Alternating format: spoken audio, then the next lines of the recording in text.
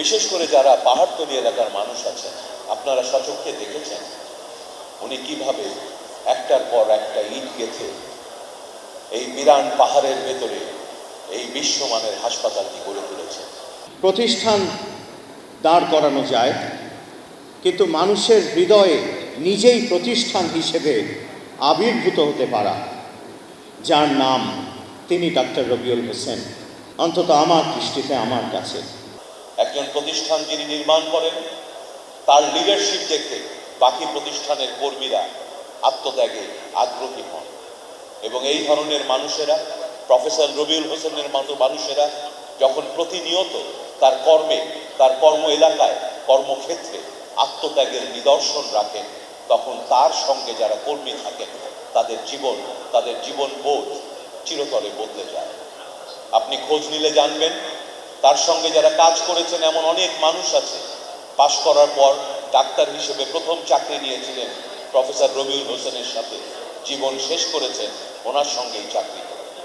আক্ষরিক অর্থেই চট্টগ্রামে যে বাংলাদেশ চক্ষু হাসপাতাল তিনি করলেন, সেটার মাধ্যমে হাজার হাজার, শুধু নয় লক্ষ লক্ষ, কে জানে কোটি মানুষও বলা যাবে কিনা, তারা চিকিৎসা সেবা পেয়েছেন।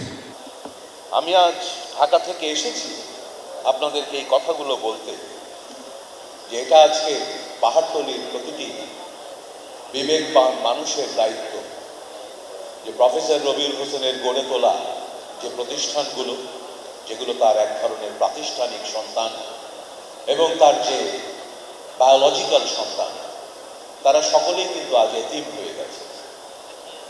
এই এতিমদেরকে দেখে রাখার দায়িত্ব আপনাদের। তিনি তার জীবন দিয়ে আপনাদের জন্য কাজ করে গেছেন। আমাদের এই সমাজে কোনো কলুষতা, আমাদের এই সমাজের কোনো সীমাবদ্ধতা, কোনো লোভ যেন এই প্রতিষ্ঠান, এই সন্তানগুলোকে গ্রাস করতে না পারে, সেই দায়িত্ব কিন্তু তিনি এই এলাকার মানুষকে দিয়ে গেছেন। এই প্রতিষ্ঠানগুলো বাঁচলে আপনাদের চট্টগ্রামের সম্মান বাঁচবে। এই প্রতিষ্ঠানগুলো যথাযথভাবে পরিচালিত হলে আপনাদের চট্টগ্রামকে তিনি বিশ্বমানে যেভাবে তুলে রেখেছিলেন, আপনারা সেই সম্মানটুকুকে ধরে রাখতে পারবেন। এই বিষয়গুলো বললাম কারণ আগামী দিনে একটি স্মরণ সভায় আমি মনে করি এই ধরনের কর্মবীর যারা, তাদের স্মরণ সভায় তাদেরকে আমরা শ্রদ্ধা জানাই। এতে তাদের কতটুকু কি হয় আমরা জানি না, কিন্তু আমরা যারা এই স্মরণ সভায় উপস্থিত হয়েছি, আমরা তার জীবনের দিকে আরেকবার তাকানোর সুযোগ পাই, তার জীবনকে আরেকবার বোঝার চেষ্টা করি এবং সেখান থেকে আমাদের প্রত্যেকের জন্য শেখার মতো কিছু আমরা খুঁজে পেতে পারি। আমার দুটি ভাই এখানে বসে আছে, ডক্টর রাজীব হোসেন এবং রিয়াজ হোসেন। আপনারা অনেকে তাদেরকে চেনেন। তারা অত্যন্ত লাজুক প্রকৃতির, অত্যন্ত ভদ্র দুজন মানুষ।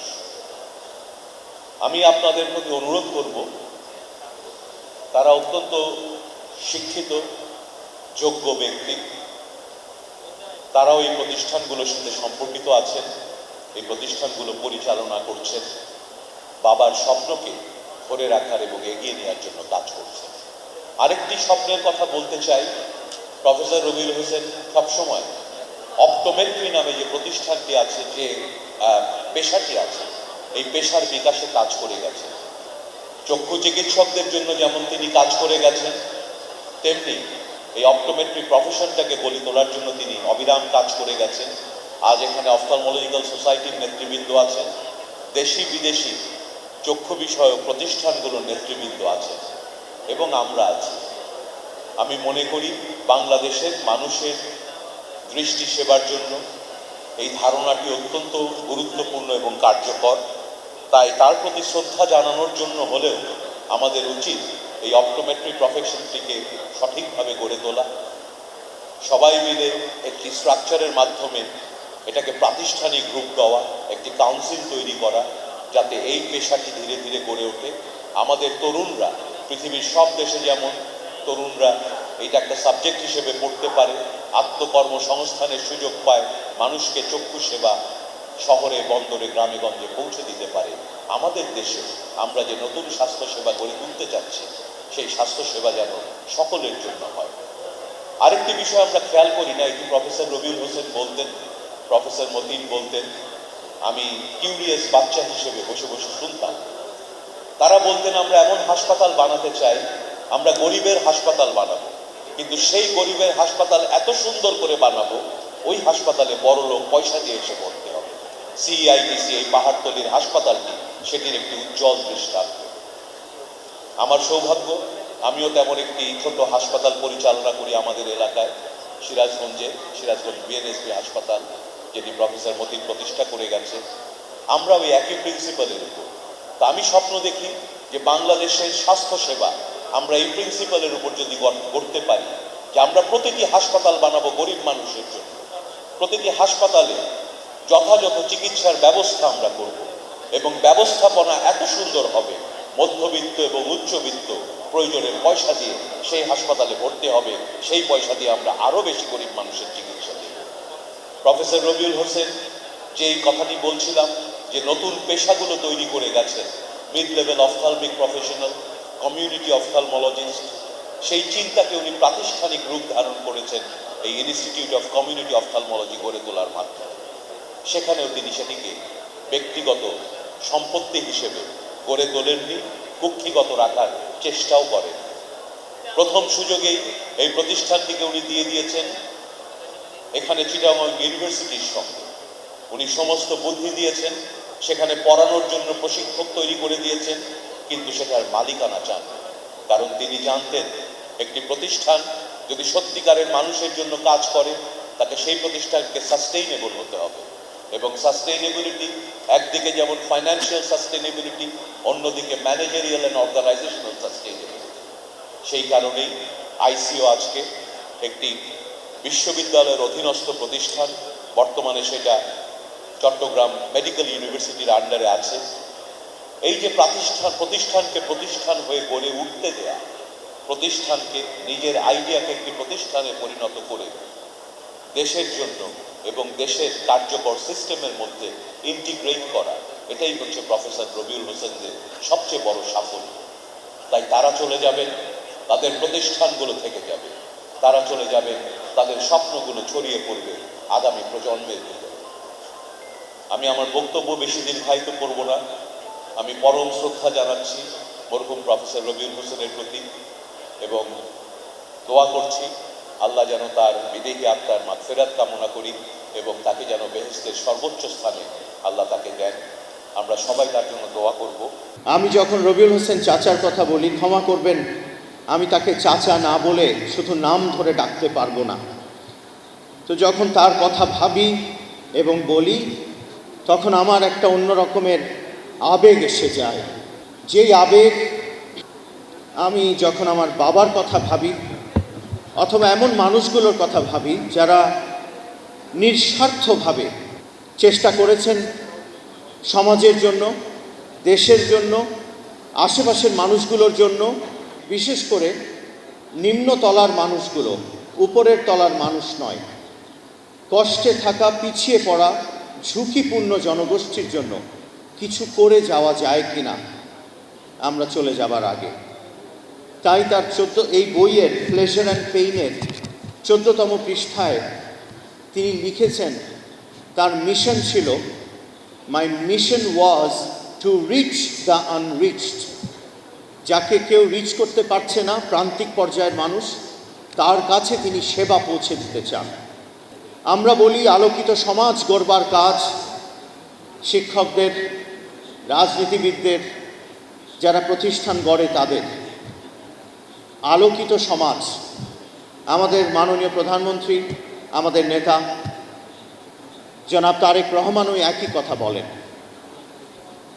আমরা যে আলোকিত সমাজের কথা বলি, সেখানে ডক্টর রবিউল হোসেন মানুষের দৃষ্টি, মানুষের চোখে আলো ফিরিয়ে দেয়া, অথবা কোনো অসুবিধে হলে সেটাকে সেভাবে রক্ষা করা, সেই কাজটি তিনি করেছেন। একদিকে আলোকিত সমাজ, আরেকদিকে মানুষের চোখে আলো, দুটোই তিনি পৌঁছে দেওয়ার চেষ্টা করেছেন। আমার দুটো ব্যক্তিগত অভিজ্ঞতা আছে তাকে ঘিরে, অনেকগুলো আছে, তার মধ্যে দুটো বা তিনটে একটু শেয়ার করতে চাই। একটি হলো, আমার সন্তান ওর প্রায় চোখেই যেন সমস্যা হয়, অর্থাৎ কোথাও ব্যথা পেলে চোখে ব্যথা বেশি পায়। আমার মেঝোজন দুবার চট্টগ্রামে থাকা অবস্থায় আমি মনে করলাম আমার আস্থার জায়গা বাংলাদেশ চট্টগ্রামের আমার পাহাড়তলির এই চক্ষু হাসপাতাল, এবং আমি তাকে দুবারই এখানে এনে আমি চিকিৎসা নিয়েছি। চট্টগ্রামে হলে এখানেই নিয়েছি। 1 নম্বর আমার জীবনের, আমার ঘরের অভিজ্ঞতা। আরেকটি হলো, আমার এখনো ওই প্রশ্ন জাগে মনে, উত্তরটা তিনিই দিতে পারবেন, কিন্তু তিনি আজ নাই। আমার নমিনেশন পাবার প্রথম দিনে তিনি আমাকে ফোন করে বললেন, আমরা তোমাকে হাসপাতালের পক্ষ থেকে একটু সংবর্ধনা দিতে চাই। এবং আমি নমিনেশনের পরদিনই হাসপাতালে এসে সকল নার্স এবং ডাক্তার যারা, তাদের সামনে কিছু বলার সুযোগ পেলাম। সেখানে তিনিও বললেন, অন্যান্য ডাক্তার যারা ছিলেন তারা বললেন। এই যে মানবিক স্বীকৃতি, এমপি হবার আগেই, এমপি হব কিনা আমি তো জানতাম না, আমরা কেউই জানি না মানুষ কাকে ভোট দেবে, কিন্তু তার মনে যে আমি এমপি, তিনি যে আমাকে ইলেকশন 12ই ফেব্রুয়ারির সেই 1 মাস আগেই ডক্টর রবিউল হোসেনের যে আমি এমপি, আমি সেটা সেদিন জেনে গেছিলাম। এবং আমি যদি 1 মাস পরে এমপি নাও হতাম, আমার সেই স্মৃতিটা আমাকে অনেক শক্তি যোগাতো। আমি আমার প্রতিমন্ত্রী ভাই ডক্টর এম এ মোহিত ভাই থেকে শুনছিলাম কিভাবে তার বাবা ডক্টর এম এ মতিন এবং তার বন্ধু আমাদের ডক্টর রবিউল হোসেন, তাদের নেতৃত্বে আরও কজন মিলে পুরো বাংলাদেশে আলাদা আলাদা করে 8টা জেলায় তারা এই হাসপাতাল দাঁড় করিয়েছিলেন। একদম কোল্যাবোরেটিভ একটা এফোর্ট, একটা কালেকটিভ সামষ্টিক প্রচেষ্টা। সেখানে প্রতিযোগিতা থাকতে পারে, কিন্তু কেউ সেটা দেখেনি। আর অন্য কিছু তো প্রশ্নই আসে না, অন্য কোনো নেগেটিভ কোনো কনোটেশন এখানে আনতেই পারবো না আলাপে। প্রত্যেকটা প্রতিষ্ঠান আজকে মানুষের সেবা করে চলেছে। আমরা আজকের দিনে রাজনীতি থেকে শুরু করে সেবামূলক প্রতিষ্ঠানগুলো দাঁড় করানোর ক্ষেত্রে, যে কোনো জায়গায়, শিক্ষায়, আমি যেখানে কাজ করি, স্বাস্থ্য ব্যবস্থায়, আমরা কেন আরেকটু একে অপরকে সহযোগিতা কেন করতে পারি না? আমরা কেন সারাটাক্ষণ এই হিপোক্রেসিতে আমরা নিজেদেরকে ডুবিয়ে রেখেছি? আমাদের সবচেয়ে বড় দৈন্যদশা আমার মনে হয় এই সমাজে এখন হিপোক্রেসি, কপটতা। আমরা মুখে এক কথা বলি, বিশেষ করে আমি যে জায়গায় এখন আছি সেই জায়গার মানুষগুলো আমরা কেন যেন মুখে একটা কথা বলি, কাজে আরেকটা করি। আমরা এই জায়গাগুলোতে একটু পরিবর্তন আনতে চাই। আজকে আমার সামনে যারা বসে আছেন, আমি জানি চট্টগ্রামে তারা ওপিনিয়ন শেপ করেন, ওপিনিয়ন মোল্ড করেন। আপনারা চাইলে আমরা এই চট্টগ্রামকে আমাদের স্বপ্নের চট্টগ্রাম বানাতে পারব। আমার হালিশহর কেন, পাহাড়তলি কেন? পাহাড়তলি বলতে এই পাহাড়তলি শুধু বলছি না, হালিশহর পাহাড়তলির ওই অংশটাও বলছি। পুরো চট্টগ্রাম বিভাগে একটি হাসপাতাল, তার নাম চট্টগ্রাম মেডিকেল কলেজ হসপিটাল। আর জেনারেল হসপিটাল, আমি বলেছি সংসদে, ওটাকে অর্ধেক হসপিটাল বলা যায়। এগুলো কি সেবা দেবে আমাদের? আপনারা জানেন 5 কোটি মানুষ এই চট্টগ্রামের এই 2টা হসপিটালের দিকে তাকিয়ে থাকে। 5 কোটি বলতে সেই টেকনাফ থেকে শুরু করে কুমিল্লা, পুরো অর্ধেকটা বাংলাদেশ, অথবা 1/3 বলা যায়, তারা তাকিয়ে থাকে এই হসপিটালগুলোর দিকে। আমাদের চক্ষু হাসপাতাল বলতে কিন্তু এটিই সবচেয়ে ভালো, আর স্বল্প মূল্যে সুলভে সহজলভ্য চিকিৎসা সেবা কোথায় পাচ্ছে? চোখের। অতএব আমাদেরকে অনেক কিছু ব্যক্তি উদ্যোগে হলেও আমাদের আরও অনেক কাজ করতে হবে। আমাদের ধনীর চট্টগ্রামে ধনাঢ্য ব্যক্তির বা পরিবারের অভাব নাই, কিন্তু কোল্যাবোরেশনের অভাব আছে। আমি একটা বিশ্ববিদ্যালয় করেছি, আজকে পর্যন্ত একজন ব্যক্তি পাইনি যে গিয়ে বলেছে এই হাসপাতালের লাইব্রেরিটাতে আমি কিছু বই উপহার দিলাম। আমি জানি এই দুঃখটা অনেকের আছে, কিন্তু ধনাঢ্য ব্যক্তির অভাব চট্টগ্রামে নাই। অতএব আমাদের কোল্যাবোরেশন কোথাও যেন একটা গ্যাপ আছে। আমরা সেই গ্যাপটা মেটানোর জন্য ব্রিজ হিসেবে কাজ করতে চাই। অন্তত আমি সেই জায়গায় আপনারা আমাকে পাবেন। একটু চট্টগ্রামকে নিয়ে ভাবি, ডক্টর রবিউল হোসেনের মতো করে ভাবি, তাহলে অনেকগুলো চক্ষু হাসপাতাল এই মাপের, অনেকগুলো ভালো ভালো হাসপাতাল, শিক্ষা প্রতিষ্ঠান, এখানে সামনে পেছনে অনেকে বসে আছেন, আপনারা দাঁড় করিয়েছেন সে ধরনের প্রতিষ্ঠান। আমরা সে ধরনের আরও অনেক অসংখ্য প্রতিষ্ঠান দাঁড় করাতে পারবো। আমাদের একটি দুটি সরকারি হাসপাতাল দিয়ে প্রান্তিক পর্যায়ের মানুষের কোনো উপকার হচ্ছে না। 500 বেডের হাসপাতাল 5 কোটি মানুষকে কিভাবে সার্ভ করবে? অতএব আমরা একটু মানবিক হই সমাজ হিসেবে, চট্টগ্রাম থেকে অন্তত সেই কাজটা শুরু করি।